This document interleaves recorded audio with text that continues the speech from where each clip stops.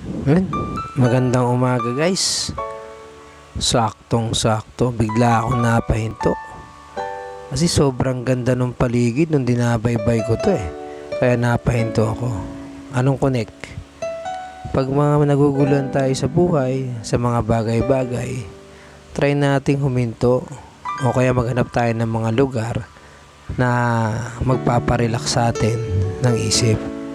Kailangan makita natin o kaya mapagtagpi-tagpi natin yung mga dapat nating gawin.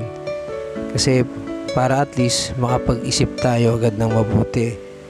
Diba? Kasi kung hindi tayo hihinto, tuloy-tuloy tayo, mas maguguluhan lang tayo.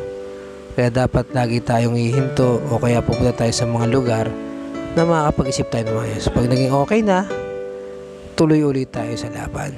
Okay guys, yun lang naman. Salamat sa panonood. Laging tandaan, hatakan pataas. Peace out.